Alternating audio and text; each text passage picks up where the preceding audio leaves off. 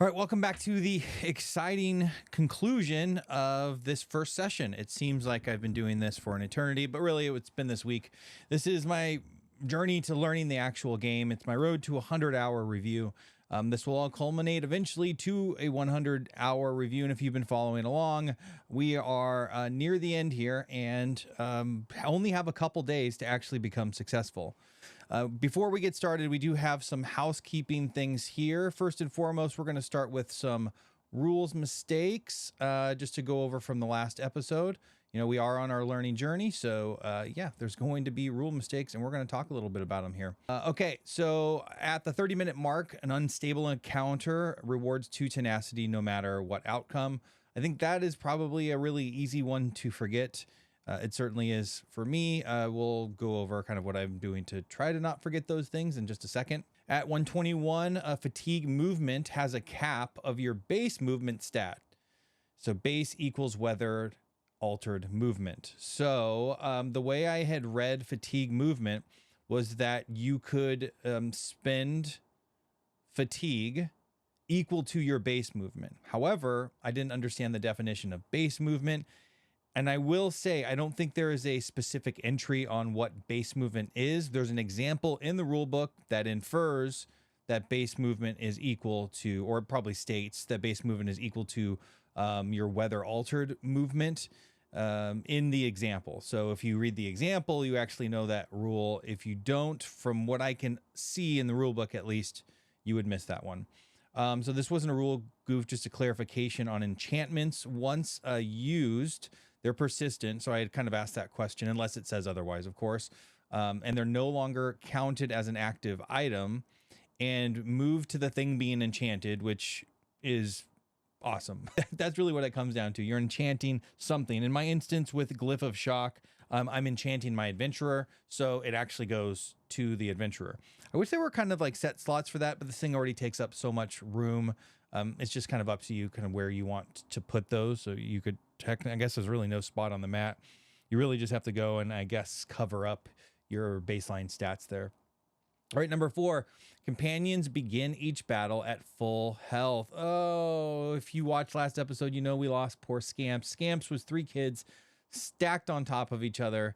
And I thought it weird that I was going into the last,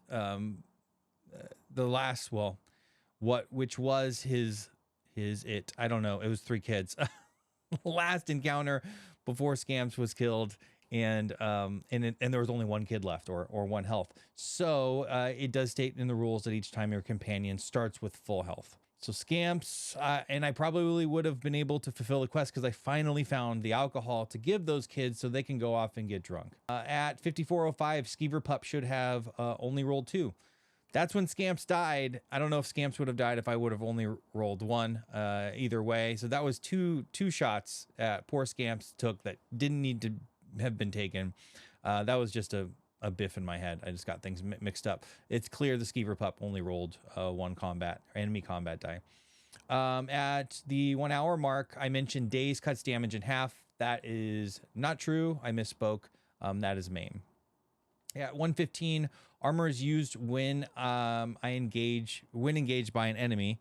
And actually, I didn't look that rule up, and I'm looking at my armor here. That must be somewhere in the rules. And actually, I thought I did. Here, let's check. We're gonna ask Notebook LM. All right, so when does armor activate is our question. Let's see what our AI overlords tell us about how to play this game. All right, so yes, it provides specific timing for when armor items can be activated. Armor items grant benefits while their owner is being engaged. So not when I'm engaging, which makes sense. It's armor. So that's that. And I think in the playthrough, I had like activated it on my own to throw some defense in there. I don't quite remember if that would have had an outcome difference, but all these rule mistakes have outcome differences. Failed lockpick attempts should discard the cash and cycle the card. So I failed a lot of them actually, and it would have changed probably if I would have decided to use fatigue or not, and then that kind of spirals into changing me having to play the game differently because now I have fatigue, so on and so forth. In particular, I think it was really applicable in the encounter where I gained XP equal to the number of cash chips I collected. So that certainly would have had a big difference there. Thematically, I don't like that. I think a failed lockpick should keep a cache still there. I mean, the item is still there. So that doesn't make a lot of, like, it's not intuitive. It's not an intuitive rule. And I think the more games can lean towards intuitive, and I understand it's probably a balance mechanic, but also if you're spending, you know, more time to kind of move to those caches, that strategically is hurting you in some instances. That's, you know, it's not always in your favor to go and get on top of those cache chips. So either way, I don't love that from like a thematic perspective, but I don't know how it was designed, so I have no idea. Also, and clarification, all speech dice can be used for social checks. It is stated on the back of the skill sheet here. I was looking for the information on the front. It's actually right there on the back, so you can pause and read that for yourself. But essentially, yes, you do use speech dice for not skill checks, social checks. I think that's a little bit tricky, like in order, and I've come across two, so I don't know how prevalent they are throughout the entire game, but if they are prevalent, like if you're constantly doing social checks, training an entire skill line just to do so and not having to spend your tenacity seems fairly punishing, and the actual results on the social checks that we came across did seem pretty impactful. So in a lot of RPG, well, you know, I'm from the video game world is where I played the majority of the RPGs that I played. You have some form of that stat, right? Like I think in, you know, D&D and that with that kind of background, you at least have a baseline stat there. So to not give anyone the ability to do it without spending a really precious resource seems tough. Like it almost seems, and I haven't played with the speech line, so maybe speech is incredibly impactful, and it did actually look like it could be pretty impactful. Like is that a skill line that disproportionately will have an impact on the game? I don't know until I see how many of these social checks there actually will be. All right, let's see, and shout out to Hans, I think it was I251, and Vlad Shulpov 9410 been helping me with some of the rules, and I will say that is a huge benefit, being able to put your playthroughs out on the internet and people actually point things out, because, and by the way, a pinned comment on all of these have all of this stuff on there. There's a lot of things that I would just kind of keep playing wrong, and I'll tell you right now, you think you're playing things right? No chance. Film yourself, put it on the internet, you're going to find lots of mistakes. I found that early on in my Too Many Bones playthroughs, where I thought I was doing a pretty good job with the rules, but once people have the hindsight of being able to rewind and look at your stuff, there's a lot of little things, especially the things, a really great example is getting the tenacity on those unstable spaces or whatever they're called. That's just not intuitive. The cache leaving is just not intuitive. You know, and that's fine. I think that's fine. The games have those rules, and that's what contributes to rules overhead. Too much of that will scare off a certain amount of players. So it's like a design decision, but it's also like likely an enhancement to the game by having that overhead. Otherwise, I don't think, you know, developers would make the decision to have, you know, rules overhead that's like, you know, conditional, right? Those conditional things that you have to remember when you do a thing in a certain condition, you know. Regardless, I'm blabbering on. The next thing that we are going to go through is the mind map. So I've made all these rule mistakes, and I continue to evolve this mind map. I've now kind of added in some Overland reminders. Oh, I think, did I not mention the Overland? Oh yeah, I did mention the Overland thing. So I've added reminders there, so I can kind of easily reference that stuff and not have to flip through a book or search the PDF or whatever it might be, or even ask Notebook LM. Companion reminders as well, and lock picking, all things that I had trouble with this last game, which, you know, it could still happen again. I mean, there's a lot when you're filming and I'm flipping between views and trying to worry about your experience.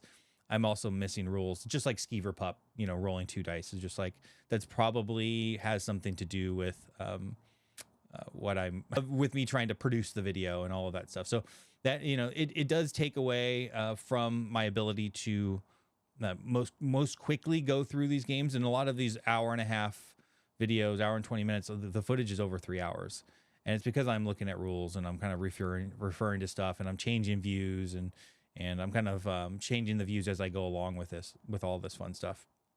All right, so game plan going forward here. So this is the last This is the last episode for now. So I didn't know kind of where this was going, and basically my read on the situation right now is there's not a ton of eyes on this game. I think there's some hardcores out there that certainly want to watch this stuff and kind of like stem your appetite until January when this delivers, but there's just not a lot. And I think the content would probably be best served if delivered around the time the game was delivering and or the time it goes off of pre-order status on the website. So a couple things that I'm going to do is I'm going to keep filming these things. I'm continuing to play past this first session. If I get through this first session, there'll be a session 2, session 3 in this particular campaign. If not, I'm going to start a whole nother build in a totally different province, and keep going on this stuff. So the episodes will be there. They're going to get posted for members, and not as necessarily a member benefit per se, or to get anyone to sign up for membership. I mean, I suppose you could spend $2 and watch all of it in 1 month. Although this stuff's going to be sporadically put out there, but it's more of just like, I want to maximize my time spent, and you do this so your work is seen. And if the work isn't necessarily being seen, and people aren't really hyped on it right this second, it would be much better from like an algorithm perspective for me to put this stuff out when eyes are actually on the game. So that's what I'll do. So I'm going to continue to do this, work towards a 100-hour review. So some of the things that I'm going to produce videos on is how I learned, as I have this kind of mind map done that you're looking at here, and also and just other resources that I used to end up learning the game. Also possibly easily missed kind of rules overhead, conditional rules, that type of stuff, things in which that I missed often. That will be a video. Also, possibly some adventure build guides will be some videos. I've done some of that on with Unbreakable and Too Many Bones. Many of you kind of found me in doing that content, and I enjoy doing that stuff. And hopefully I have some perspectives. I think it'll be a little bit tougher with this game, frankly, and playthroughs for each province. So I'd love to have, multiple playthroughs, whether I complete the campaign or not, just going through each province, a couple different builds, some different play styles, all of that stuff. Very similar to the content I produced for Unbreakable back at the beginning of this channel. So if you've really enjoyed kind of the last week, sorry, I'm going to keep playing this thing. I just won't have priority in kind of doing the edits and getting the stuff out and all of that, because I have other stuff to cover. I am about to work on the Root Homeland expansion coverage, as well as a couple other games that are sitting here. I have one that's ready to film in Creature Caravan, and also about to jump into Unconscious Minds, which is delivered today. So I still have a lot of other things to do, and it doesn't make a whole lot of sense for me to flood the channel with Elder Scrolls content that just isn't hitting the algorithm right this second. So hope you understand that. So the hot take of the day here, which I'm going to continue to do this post each playthrough, which will culminate in the actual review video, is kind of the differences between Gearlock and adventurers. I think a lot of people, from what I've heard, really like the flexibility of being able to build your adventure. And Gearlocks, many people said like there is a one happy path to build the Gearlock. I disagree with that. I think that depends on the Gearlock. It depends on the player count. It depends on the situation. There's definitely more supportive builds in certain Gearlocks as compared to kind of more aggressive aggro builds that you could go for. I think there's some flexibility, more flexibility than some might give the TMB system relative to this. So this is a sandbox. You can put together a build, which I kind of feel like I'm doing right now. That's not ideal whatsoever. And it also is contingent on what skill lines happen to be available in towns. So there is that. You're not just building your character, you're building it with what you have available to you. I think items are a huge part of this, which can never really be built. It's also kind of like a random occurrence, whether you get the right item for this build or a build that kind of synergizes with it.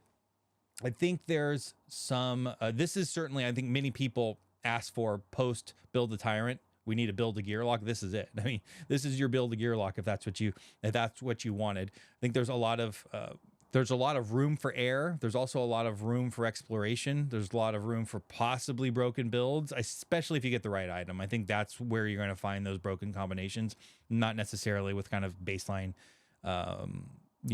race and class and skill combinations. There might be some in there. I think that it's going to also be tough to test that. I think this game has, it takes a lot of time, and this has like video game sensibilities, hence it's from Elder Scrolls, and it's really easy to test builds in video games, or significantly easier because the setup is done for you. You're not remembering rules. You could have a couple characters. I played a ton of Elden Ring. Elden Ring, you can go and restat your character and start a new build as long as you have the larval tier to go and do so, which you get a bunch of those. So you can always be tinkering with a build.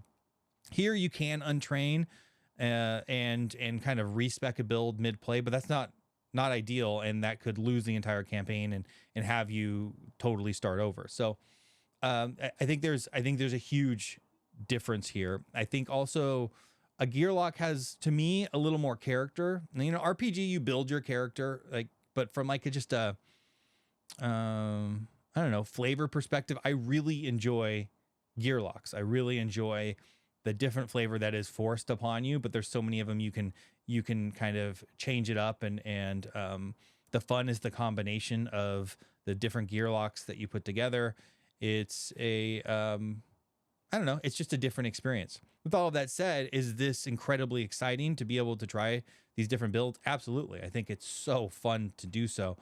It's just I don't know, more time consuming. I think this is going to come down to, this is a lifestyle game. I thought Too Many Bones was that until I played this, and this is truly a lifestyle game. This is something in which if you're going to spend $225, you're going to get your money's worth if you want to. 110%. There is so much here, even in this very first session I am playing through, and all of the different things that and different decisions that I could have made, and there's endless possibilities. But to really, I think, get the benefit and realization, and is going to come with expertise. Expertise is going to come with a lot of plays, because each session you're not trying something different.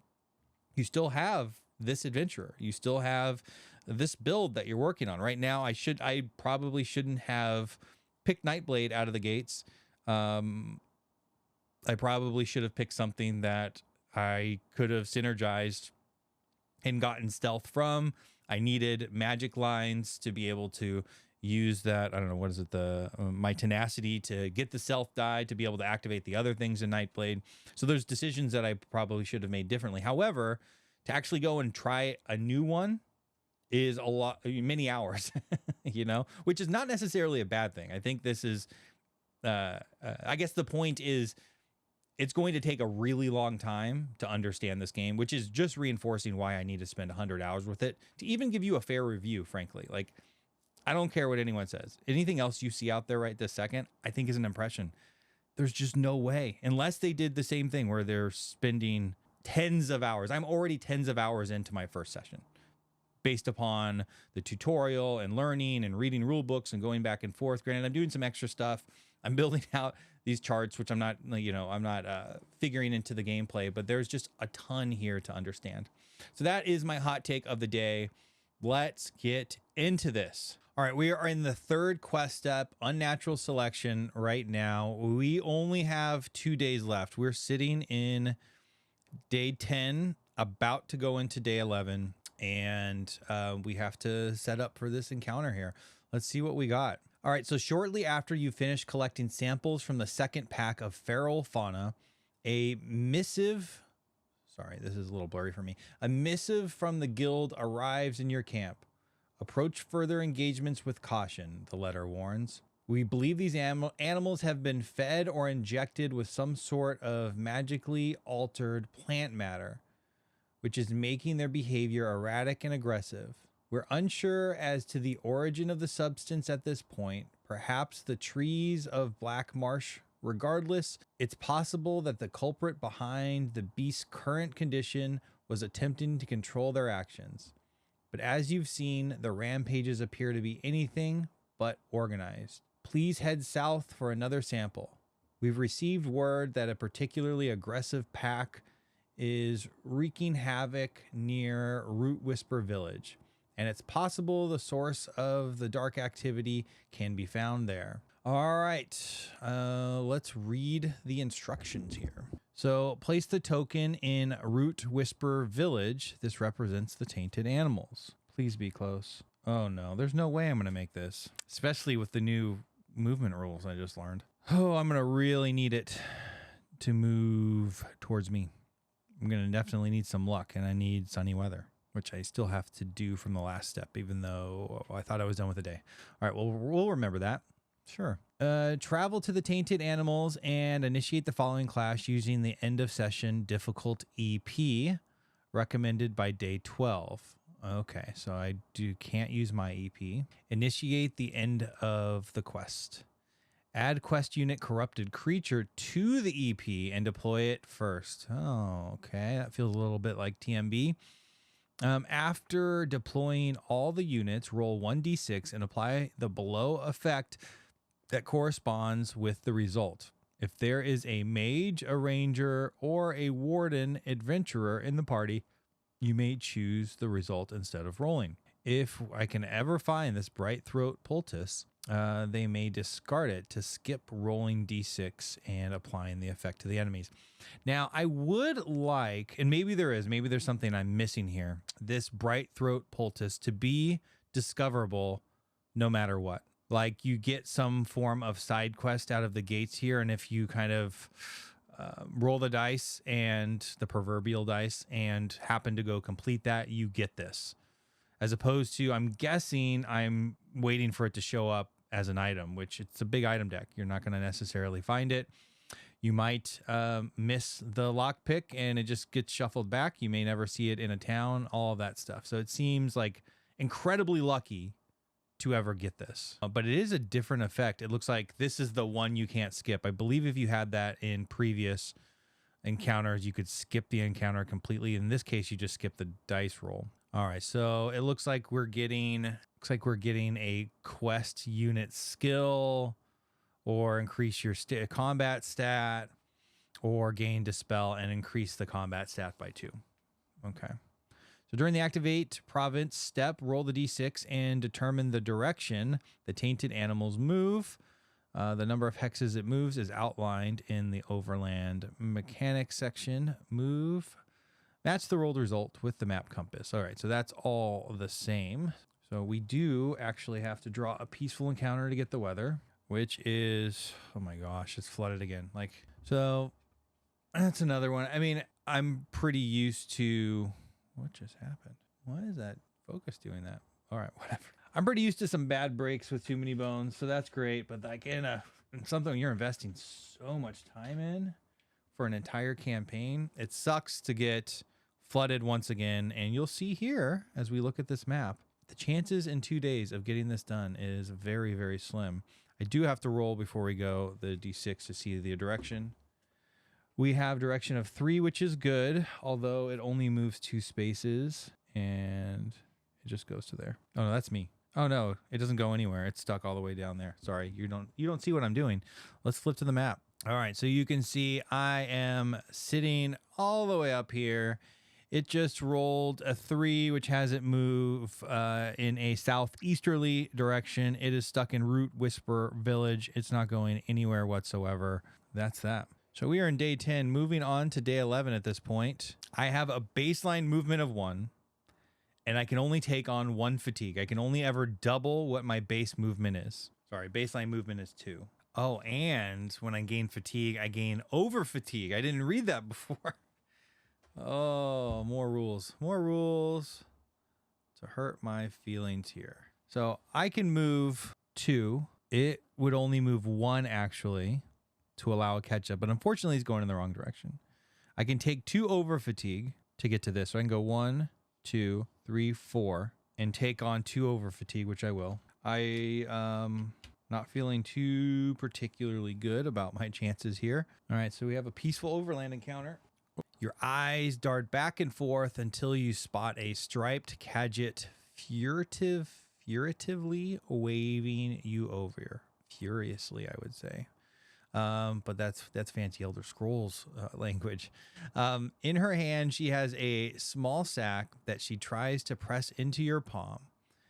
Her ear twitches. This one has a new strain of moon sugar for those with open minds. She says, make you strong, make you powerful, take it now and tell others of Khajiit and her wares. Stepping back, you appraise your new acquaintance. There is ample evidence that she has sampled her own product, but a burst of strength in battle is always useful, and provided the side effects aren't overwhelming. All right. Oh, I'm just realizing I forgot to do my rest. Okay, if you feel strong, if a little disoriented. So 1 XP.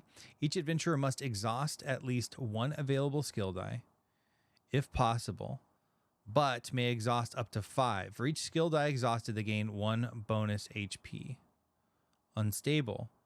Each adventurer must exhaust. All right, so that's one thing. Each adventurer gains 2 over fatigue. Skip today's adventurer rest step. All right, well, I think I'm going to take this first one. I don't want more over fatigue whatsoever. I don't want to exhaust anything. I guess I'll exhaust my combat die. You don't see it here, but I promise you I'm exhausting it.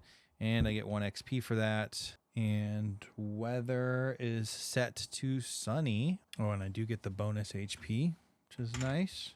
Don't want to entrain. Gain advancements, track quest. Do I want to spend any of this? So really my only options are to spend it here for 1 on Daedric Summoning. Power Stone for Daedric Summoning. So Power Stone for Daedric Summoning looks pretty interesting. It allows me to change the result of X number of dice. There are 2 misses on that. Expert Summoner.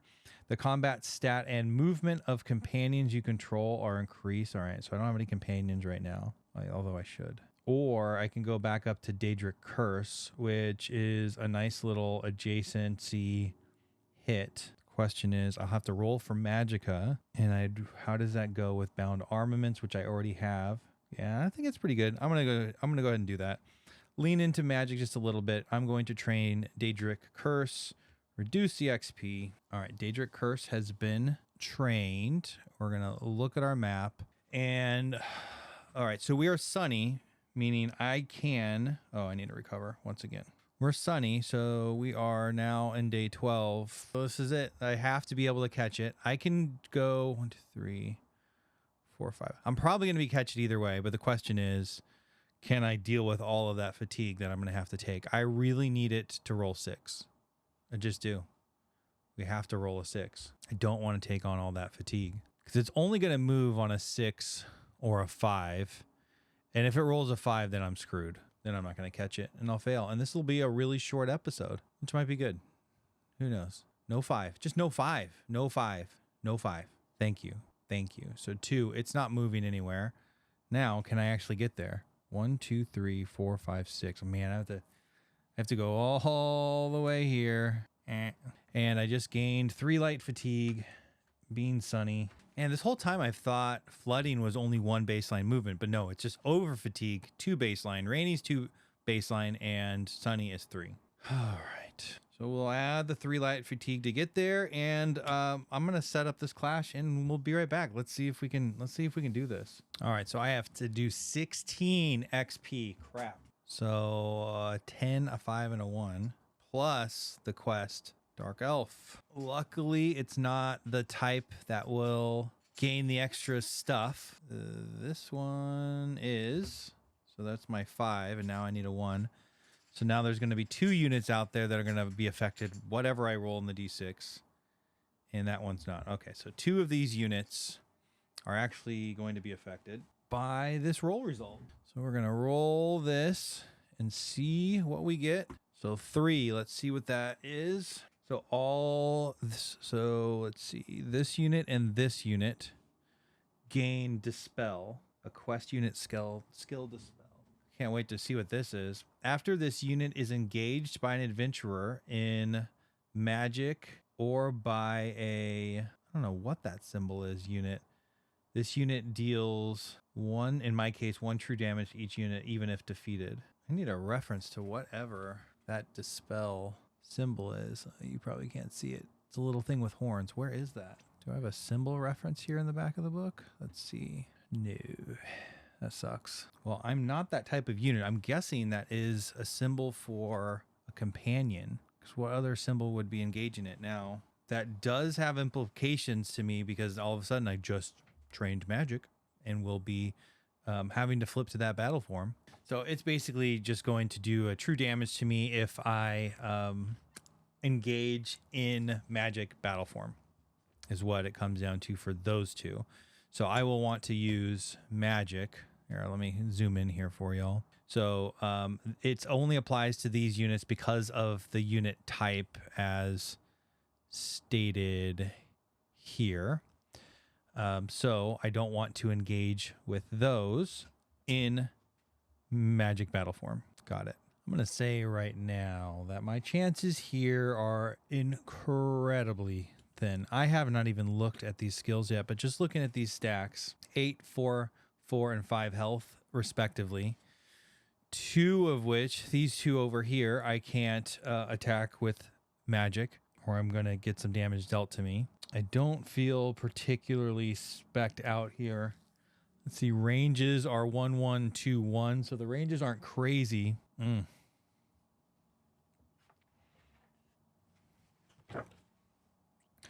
All right, so here the Breton Bandit has steal. I think he steals my items if my memory serves. When this unit determines a target, roll a d6. If the result is greater or equal to its target's current HP, that target discards a non-consumable from the ready slot. So I'm not, at this point, I'm just trying to survive. So that's not a huge consideration. Here has divert and recover. Divert, this unit cannot lose its last HP until it's already won. I hate that. And then recover. At the start of this unit's turn, it heals for, in my case, 1 HP because there's 1 adventurer here. This feels unbalanced that 4 units are going to all take their turns after I take my 1 turn, but that's, you know, that's just the way it works with the EP and all of that stuff. And this quest unit, I really needed time in this last 4 days to prepare for this. I am not prepared whatsoever. I am at full health, but I've got so much fatigue and over fatigue sitting in this cooldown. All right, some were asking to see that the battle mat as I go through this stuff. So, or the adventure mat, I don't know what it's called. So we're changing the view up here just a little bit. Okay, anyways, continuing on. Now, Bane and Enfeeble 2 on this level 5 Voriplash. So Bane, it applies a Bane die to its target. In Bane, as a reminder, this unit is dealt 1 true damage at the start of each of its turn. That's brutal. So I want to try to absolutely avoid that. And now, Corrupted Creature is cornered. This unit deploys with an additional 2 HP for each undefeated adventurer. What? That sucks. And it's deployed out of the gates. Huh. Okay, well, I guess it gets +2. So I was mistaken. This is actually a 7. 7 health. Jeez. And by the way, Voriplash is 1 defense. This Corrupted Creature, which is the quest unit, has 1 defense as well. And then it has the native ability, which I believe is Storm Seer, and we'll read it. When this unit determines a target, its target must exhaust a number of dice from its active slot determined by the current weather. It's sunny, so it's 1. So if I have any active dice and it targets me, they're gone. I don't play a lot of active dice, but there's definitely some opportunities here. Well, okay, so now the big question is, with what I have here, what on earth can I possibly do? So, I guess priorities. The most dangerous. I hate Bane. Oh, did I read Enfeeble 2 for Voriplash? After this unit's engaged, its target gains 2 light fatigue. So that one sucks. This one, getting Bane and light fatigue, getting targeted by it sucks. I'm not feeling great about my items right now. I've got the 1 Reveler here. I have the Glyph of Shock, which I can change my combat skill dice. I have 1 Tenacity at this point. I will be able... This probably isn't the time to start to play with Nightblade skills, but I can drain a magic type skill dice to gain a stealth status dice. And that's something I've been trying to do this entire first session. This unit can only be targeted by opposing units that were adjacent to it at the start of the current turn. If this unit deals damage, this die is removed. So that's probably what I want to do. However, I need 2 tenacity. So I have to roll a miss there and then start to play that targeting game. Fortunately, I also have over fatigue. So if I get into fatigue rounds, I can't mess around here because those over fatigue are going to start damaging me. I'll die very, very quickly because I'm sure I'm about to take a bunch of damage as well. On top of all of that, my magic range is 2. So I have to get to here. If I can roll a tenacity miss, I can get stealth, which will help me greatly. So starting out my movement 1, 2, and then engaging is what I want to do a couple times. I'm going to have to pivot to Magicka or to magic, whatever this battle form is. But if I roll both of them, I won't be able to exhaust one to get stealth. I forgot I do get to recover 2 dice here. So I don't have to go into magic battle form right now. For volley to work, I have to be adjacent. Priority over here is definitely this rolling 3 at me. So maybe I do need to be in range battle form now that I think about it. Oh, I forgot. I have a recovery of 3. So next time I'm only getting 1 more combat dice back. And then the next time also getting 1 combat dice before I can even get my bow dice back. Volley, I need to be adjacent. So I won't use that. And I probably want to roll Fleet Phantom. So while this dies my cooldown track, I can move X number of hexes. Okay, that's what I'm going to go ahead and do. So for my first engage, I'm going to roll snipes against here. Ooh, question is, should I actually go and use Reveler as well? Because I got to knock someone out to clear this map. I probably should. I should probably roll both volleys, this acrobat dice, whatever it's called, Fleet Phantom, and then I'm going to use my Reveler, which you can't even see here. Use Reveler here once per battle when performing an engage and I'm in range. Add 1 enemy combat die to my engage plus an additional enemy combat die for each weapon in my inventory, and I have 2, so that will be what I'm going to do right now. So I need a ton of hits. I actually technically need a miss as well to get tenacity to then roll to get stealth. And that will open things up for me. That's my only hope. Okay, well, I did get this. So I got 4 damage to go through. And so he's down to 4, which I need to get him down to 1 so I can take him out the next time. So those are gone. These 2, I go up 1 tenacity. They go into cooldown, along with now I can move 4 at the beginning of each of my turns, which will be incredibly helpful. So this is good. Now I probably want to use Shadowy Disguise here, drain an available magic type skill dice to gain stealth status. Question is, what do I want to drain? Well, I'm seeing right this second that Bound Armament requires another adventurer to be in a different battle form than magic. If I'm using it, it's active, so I could end up using it. Daedric Curse might just be more helpful, so I'm going to drain this and spend 2 tenacity to gain stealth. So stealth is incredibly powerful here. Like I said, they can't attack unless they started adjacent, and it doesn't get removed unless they are able to do damage. So this is pretty powerful. So now I can perform a second engage. I have to be adjacent for this. If I wait, I'm not going to knock him out, which kind of sucks. All right, I think I'm going to end my turn there. Nobody can do damage to me. Only 1 person can target. Oh no, that one can wound. Nothing can target me right this second. So they're going to go, I guess he has to go first. 1, 2, go second, 1, because they're blocked. No, that's not second. Second would be here. Third would be here. Fourth would be here. Okay, day 2. So now these 2 units can damage me.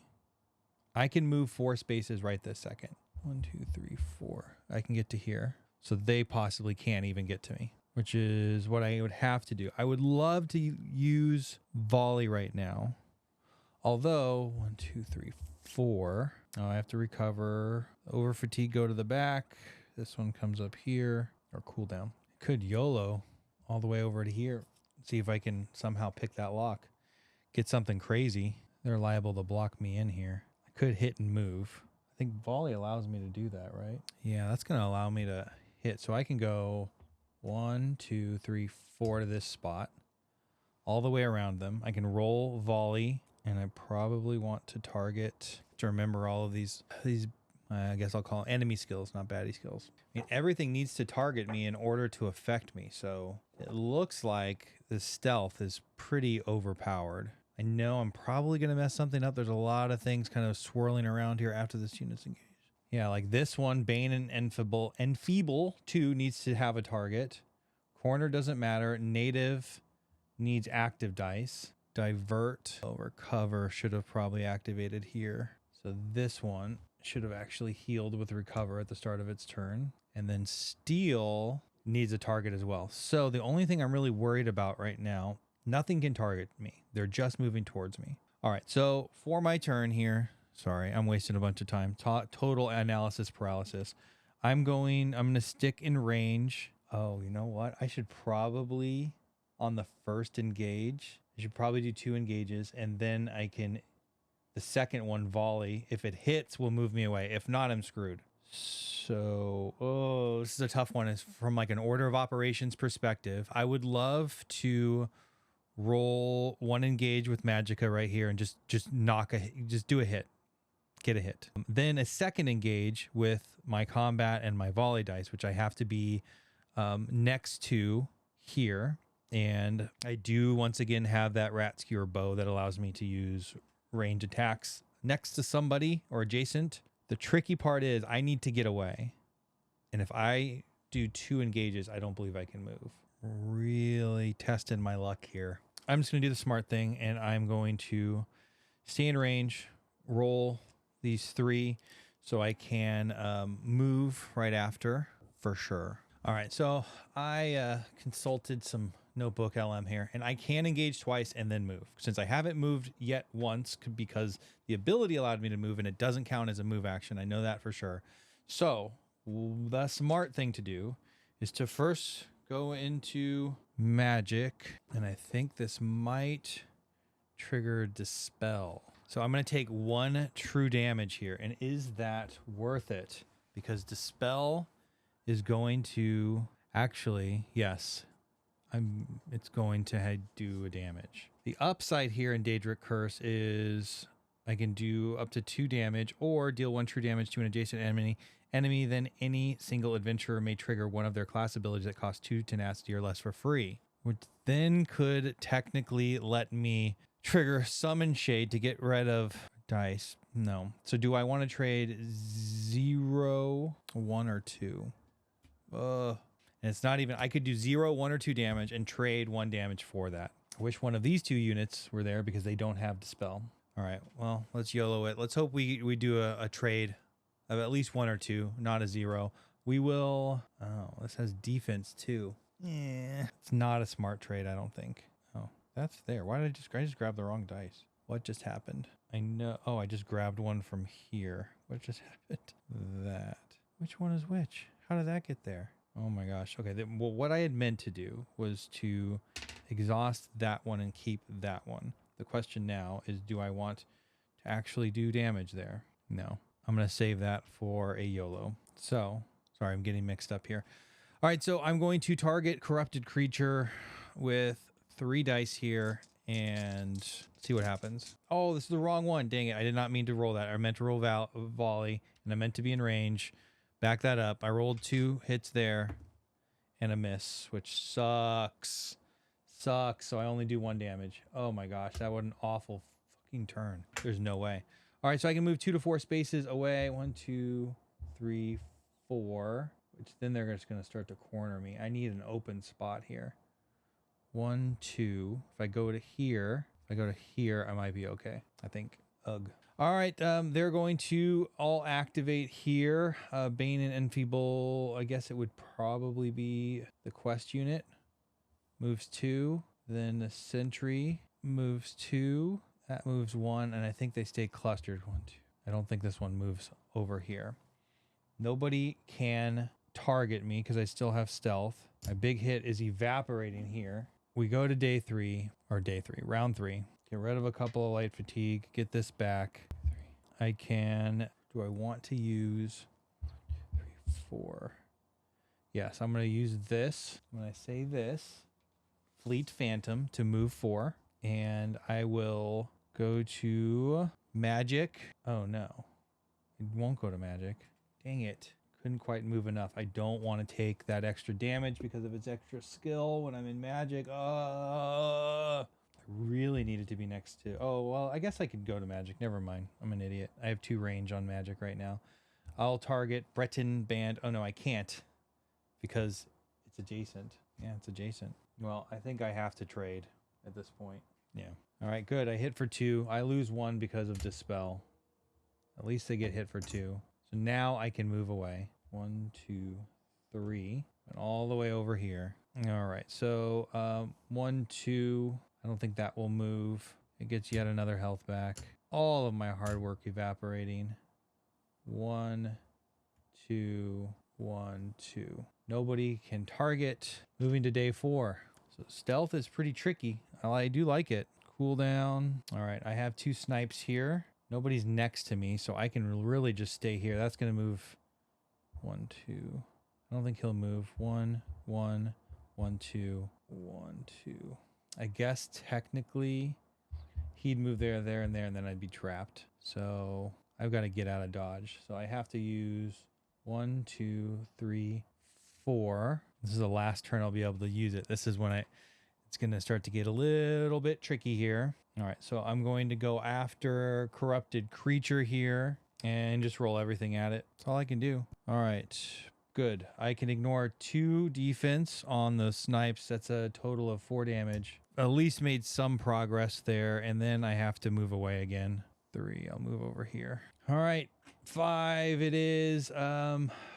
Corrupted Creature will activate. Move 2, move 2, heal 1, 1, 2, 3, 4, 5, 6, 7, 8. Now this is fully healed again. I probably should have thought about that, but I don't have any real big haymakers. 1, 2, 1, 2. Okay. All right. So the very first step is to trigger ability. So before I recover, I can move. So I'm going to do that. I'm going to go 1, 2, 3, 4. I no longer have stealth, unfortunately. Then I recover 3. Which, this goes back there.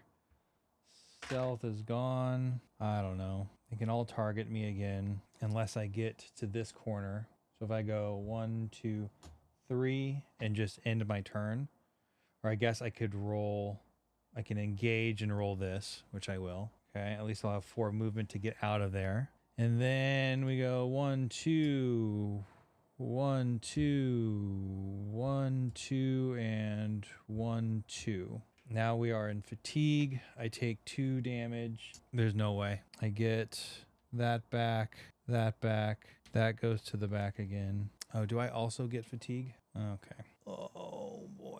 Well, let's just YOLO it. 1, 2, 3. I move. I'm in range. Gonna roll a little volley. And this one. All right, so I can do 4, 5 to some. Well, I guess I was targeting here. This one goes 1, 2, 3, 4. I apply the 4 from volley, which take him out after the defense accounts for that first combat die. So this is taken out. I moved. I've engaged. Can engage again. I have nothing left. I'm running on E here. Oh, I could move one more time because my movement was related to this. I could go and see if there's some crazy legendary item there. Maybe that's the only YOLO move I can do. 1, 2, 3. Let's see what we can do with a lockpick. I've got 4 chances. I got to roll a 2. Nope. 2 chances. This is not going to work in my favor. 3, 4. All right. So I need a 5 and a 3 on this last roll. I got the 2. Kept the 4. I can, you know what? Why not? I can spend a fatigue to change this one to a 3 and actually get it. All right. Let's see what we got here. Spectral Chicken. When you would gain a fear status die, you may add 1 HP chip to this animal to apply the die to a unit in sight instead. Once there are 3 HP You discard it. Well, whatever. I'm not going to get any fear here. That was not what I wanted. All right, so finally, I'm going to actually take some damage. My run is over here. I don't have any active die, so native won't trigger. Let's see what he does. 1, 2, 3, 4, 5. All it took was 1. That is it. That is the conclusion to this session and this campaign. I would need to start over again. I died. That's all there is to it. So I don't know. So session recap here. What did we learn? We learned that Nightblade. I don't love Nightblade, first and foremost. I think Nightblade in a heavy magic build could be good when you have plenty of those skill dice to expel. I will say I love stealth. However, stealth can help you only for so long. You can only run from fatigue rounds so many times. I had no DPS. I went in here too late. I'd have to look back at the session and see where I lost days. I probably took too many town encounters early on to try to keep myself going. I probably should have went into a couple of encounters wounded and just tried to fight my way out of it. It could have ended at that point as well. Who the heck knows? I made mistakes. I had some fun. I've learned some things, and that is it. This is I don't know. What's my runtime here? I guess I'm still an hour and 30, but this will edit down to significantly shorter than that, and the shortest episode so far. So if you've been with me this time, I really appreciate it. I'm sorry that I'm not going to be putting more stuff out on this in the near term. Now, if these videos start to blow up that I've put out this week, I certainly will just start to throw the new stuff out there. But until then, unfortunately, they'll be hidden away a little bit. But with that said, I appreciate you being here, and thanks for doing so. Have a great day.